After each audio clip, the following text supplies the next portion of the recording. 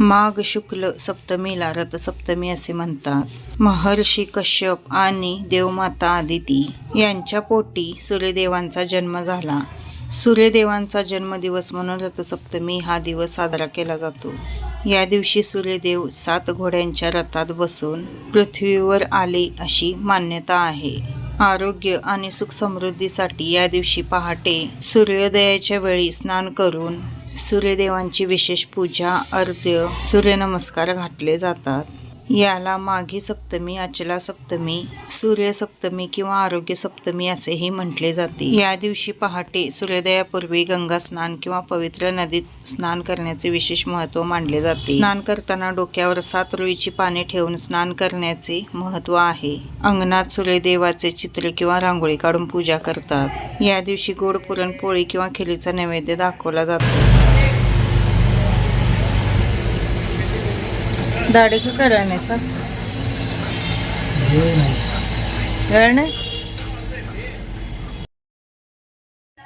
अनेक जण या दिवशी मीठ न खाता अलोना व्रत करतात, ज्यामुळे आरोग्य लाभते अशी श्रद्धा आहे. सूर्यपूजा केल्याने रोग नष्ट होतात आणि आयुष्य वाढते अशी श्रद्धा आहे. हा दिवस सूर्यदेवाने उत्तर गोलार्धात प्रवेश केल्याचे प्रतीक मानले जाते, ज्यामुळे कडक थंडी कमी होऊन उष्णतेची सुरुवात होते. श्री स्वामी समर्थ मैत्रिणींनो, आजच्या व्हिडिओमध्ये तुमचे स्वागत आहे. आणि मी सूर्याला अर्घ्य देत आहे. तसेच सूर्यदेवांचा रथात बसलेला फोटो काय माझ्याकडे नाही आहे, त्यामुळं मी रथ वहीवरच काढलेला आहे आणि त्यात सूर्यदेवांची प्रतिमा काढलेली आहे. आणि ज्या आपण मकर संक्रांतीला लोटकी घेतो त्यातलं एक लोटकं मी स्वच्छ धुवून घेतलेलं आहे आणि त्यामध्ये दूध, साखर, तीळ आणि थोडेसे तांदूळ घालून आपल्याला हे दूध जे आहे ते आपल्याला उतू घालवायचं असतं. सूर्यदेवांना अर्घ्य देत असताना त्या पाण्यामध्ये पण आपल्याला पांढरे तीळ घालायचे असतात. आता इथं बघू शकता तुम्ही तवा घेतलेला आहे मी खाली, कारण माझ्याकडे काय हवनकुंड वगैरे नाही आहे, त्यामुळं मी असा तवा घेतलेला आहे. आणि तव्यामध्ये हळदी कुंकू अक्षदा टाकलेल्या आहेत. आणि त्यानंतर मग मी ज्या गाईच्या शेणी असतात त्या शेणी परत समिधा माझ्याकडे शिल्लक होत्या, त्या समिधा घालून थोडंसं गाईचं तूप घालून हे केलेलं आहे, कापराने प्रज्वलित करून घेतलेलं आहे. जसं आपण होम करतो त्या पद्धतीनेच प्रज्वलित करून घ्यायचं. खरं म्हणजे हे तुम्ही दारात सुद्धा करू शकता, पण आमच्यात काही दारात जागा नाही आहे. तुळशीजवळ जरी केला तुम्ही तरीसुद्धा चालतं. आणि ज्यांना जागा नाही त्यांनी अशा पद्धतीने जिथं आपण पूजा मांडतो तिथं केला तरीसुद्धा चालेल. आता वरती मी पूजा मांडलेली आहे. हे सगळं करत असताना आपल्याला ओम सूर्याय नमः किंवा ओम आदित्याय नमः या मंत्राचा जप करायचा आहे. आता ते लोटकं व्यवस्थित बसना म्हणून मी थोडंसं सांडशीने असं धरलेलं आहे. आणि हे जे दूध आहे ते आपल्याला उत्तर दिशेला उत्तू जाईल अशा पद्धतीने ते धरायचं असतं. कारण की आजपासून म्हणजे रथसप्तमीपासून सूर्याचं उत्तरायण चालू होतं, त्यामुळं उत्तरेला दूध उत्तू जाईल याची आपण काळजी घ्यायची आहे. आणि आपलीसुद्धा प्रगती ही उत्तरोत्तर होत जाऊन दे अशी या पाठीमागची श्रद्धा असते. तुम्ही बघू शकता आता दूध हळूहळू उत्तू येत आहे. कधी पण दूध उत्तू गेलं असं म्हणायचं नाही, उत्तू आलं असं म्हणायचं. आमच्या इकडे तर आई ते म्हणजे उत्तू गेलं म्हटलं की खूप रागवत होते, कारण की उत्तू आलं असं म्हणायचं, गेलं म्हणायचं नाही कधीही. गेलं तर गेलंच होतं. मग बघू शकता तुम्ही किती छान पद्धतीने दूध उत्तू आलेलं आहे. समिधा काही 2च लावलेल्या होत्या, मी जास्त लावलेलं नव्हतं. आणि त्या लोटक्याची सुद्धा मी पूजा केलेली आहे. आपण जो रथाचं जे चित्र काढलेलं होतं सूर्यदेवांचा रथ, तर ते ठेवलेलं आहे. त्याच्यासमोर मी गणपती बाप्पांची स्थापना केलेली आहे आणि 5 प्रकारची धान्यांची पूजा केलेली आहे. आता यानंतर कोणत्याही गोड पदार्थाचा तुम्ही नैवेद्य दाखवू शकता. खीर केला चालेल, पुरणपोळी केली चालेल किंवा अगदी शिरा जरी केला तरीसुद्धा चालेल. पण काही ना काहीतरी आज म्हणजे गोड करून दाखवायचं. मी रांगोळीने सुद्धा सूर्यदेवांची प्रतिमा इथं देवाऱ्यासमोर काढलेली आहे. आणि वहीच्या पानावर सुद्धा मी सूर्यदेवांची प्रतिमा काढलेली आहे. म्हणजे रथ काढलेला आहे आणि त्यात सूर्यदेवांची प्रतिमा काढलेली आहे. ही सर्व पूजा होत असताना आपल्याला सूर्यदेवांचा जप हा चालू ठेवायचा आहे. तर मी तर अशा पद्धतीने साधी सोपी पूजा केलेली आहे. तुम्ही कोणत्या पद्धतीने केला किंवा तुमच्या इकडली पद्धत नक्कीच मला कमेंटद्वारे सांगा. आणि मी ते लोटकं तसंच ठेवलेलं आणि नंतर जसं ते दूध आटल तसं एकदम करपूस साय त्याच्यावर आलेली होती आणि ती खूप छान लागत होती. श्रीने आणि मीनं थोडंसं त्यातलं खाल्लं. प्रसाद म्हणून दोघांनी आम्ही थोडं त्यातलं खाल्लं, कारण की मी तसंच ते लोटकं ठेवल्यामुळे ते दूध पूर्ण आटून एकदम त्याची अशी साय तयार झाली आणि ती साय खूप छान लागत होती. आणि सूर्यदेवांची प्रतिमा किती छान आलेली आहे. एकदम असे सूर्यदेव हसत आहेत असे दिसत आहे.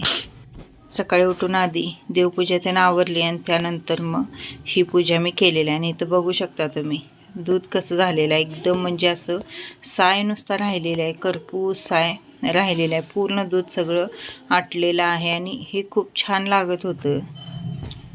थोडं आम्ही प्रसाद म्हणून घेतलं. श्रीप म्हणत होता, कारण एकतर मातीच्या लोटक्यात दूध आटलेलं खूप छान लागतं.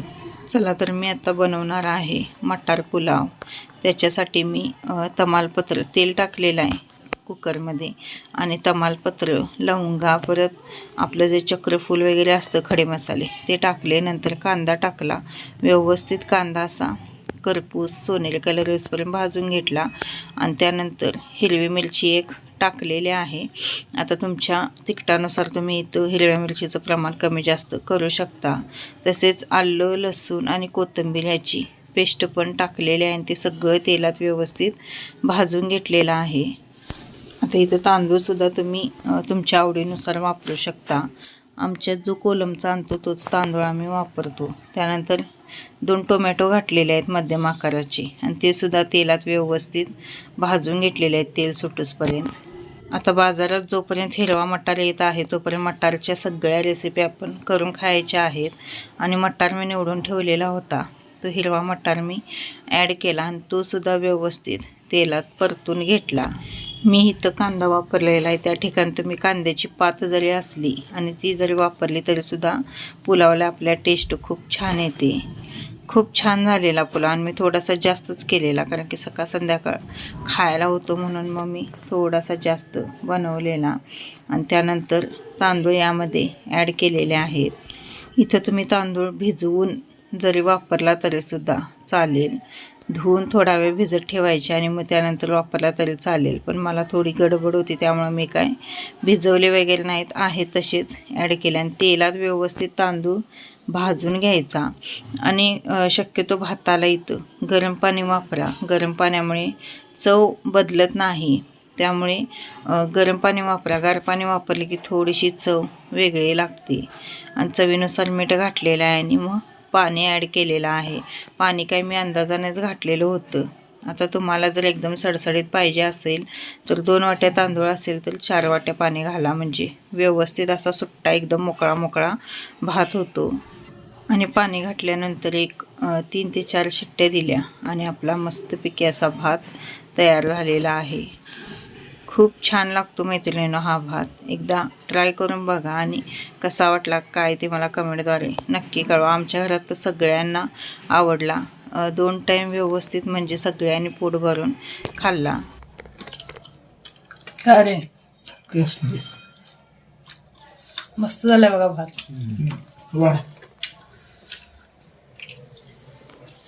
कसं झालंय? चांगलं झालंय. चांगला का लय चांगला?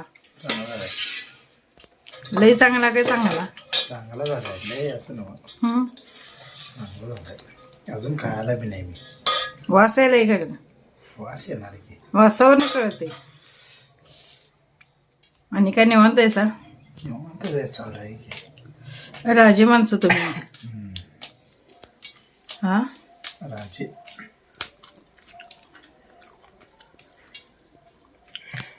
शेतकरीवाले हो.